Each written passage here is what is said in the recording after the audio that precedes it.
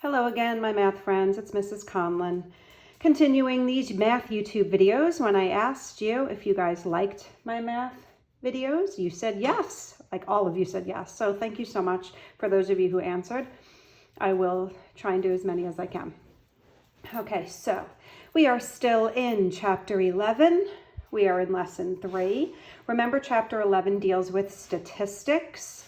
And if you watched other videos, statistics is when you gather a lot of data, information, and you analyze it. So we're going to continue analyzing some data, and we're going to talk about what an outlier is. Okay, so that's the topic of today's lesson, outliers. When you have data, usually the data is chunked together. So if you could see this graph right here, somebody collected this data, and if you can't see it good enough on YouTube, you actually can, zoom in and look at this chart a little better.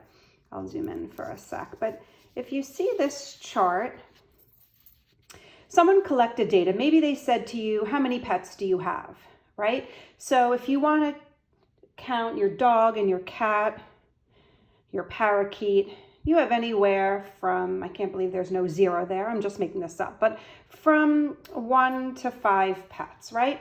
But then there's that outlier all the way over there, and it's really far away from the data. That's what an outlier is. And actually it says it lies outside the other values. But here's the thing, you can't just guess if something is an outlier.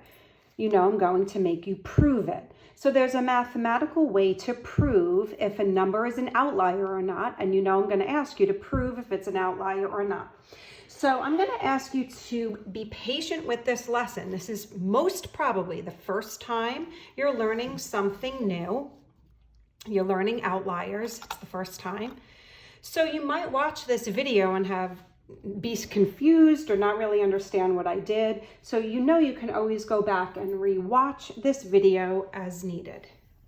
So I'm going to take average daily temperatures for a week in July, and I'm going to name any outliers. Here's the thing, there might not be an outlier. Just because they say name the outlier doesn't mean there's an outlier. Oops, I'm shaking my phone, sorry. All right, so here's how you find the outliers. I'll go slow and explain. The first thing we're going to do, lucky for us, we've already done, is I'm going to rank the data in order from least to greatest. Keep in mind, I did the work right on the side and I used a calculator.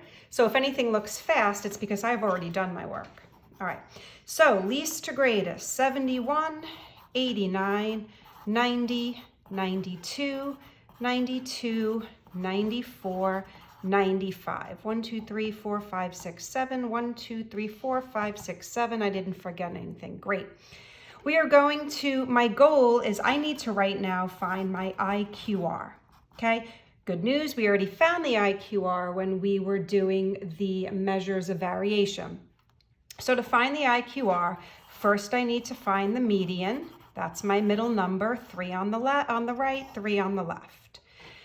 Then I need to find Q1 and Q3, and that gets me my IQR. Remember, that's Q1 minus Q3. Other way around. Q3, that's the bigger one. Q3, the bigger piece of data, minus Q1. So 94 minus 89 is 5. That's my IQR. Okay, here's the new stuff. Okay, remember, I'm looking for the outliers and I have to prove it. So this is the new stuff. I am going to use the number 1.5.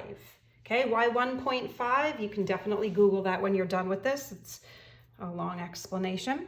I take my IQR, whatever it is, it's not always going to be 5, and I multiply that number by 1.5. Okay, I don't like the way that looks. So I take my IQR and I multiply it by 1.5. And I've done the math already with my calculator. I get 7.5. Okay, that's a number that I'm going to need to help me find my outlier. Okay, remember an outlier is a number that's outside my normal data. If I'm looking at this data, right, these 90s are chunked together. Even my 89 is right next to my 90. I'm guessing that 71 is an outlier. It's far away. It lies outside. It lies outside all of this data. So I'm guessing 71 is an outlier, but I have to prove it. Here's what I do. I have to set up, I call them goalposts. Okay, I have to set up goalposts, and whatever makes it in the goal is a good number, and whatever makes it outside the goal is an outlier.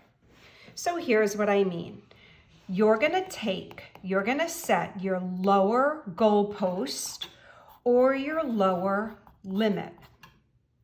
I'm gonna take Q1, which is 89, and subtract that number. And this is, I already did the math on the side.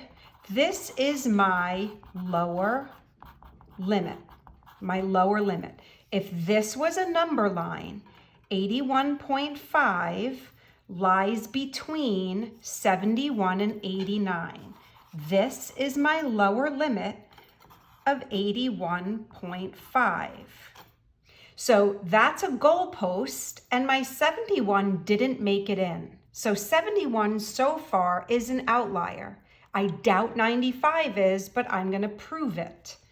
I'm going to take Q3, which is 94. Here I subtracted to set my lower limit. Now I am going to add this number again. That number again, I did my math on the side. I got 101.5. This represents my upper limit. Okay, so this number represents my upper limit. Okay, so here's my data. If this were a number line, 101.5 would lie to the right of 95. Okay, that is my upper limit, and there's no numbers to the right of that upper limit. So the answer to this question is that there is an outlier, and the outlier is this 71. Okay, I encourage you to watch this video again. And I have 2 dogs in the room. I'll show you both the dogs. Ready? There is my little Daisy. And those are my little slippers. That's Daisy. Hi, baby. Yes, good girl. And then, those are my slippers. This is my Lucas. Say hi, baby. And that is the end of this video on outliers. Bye.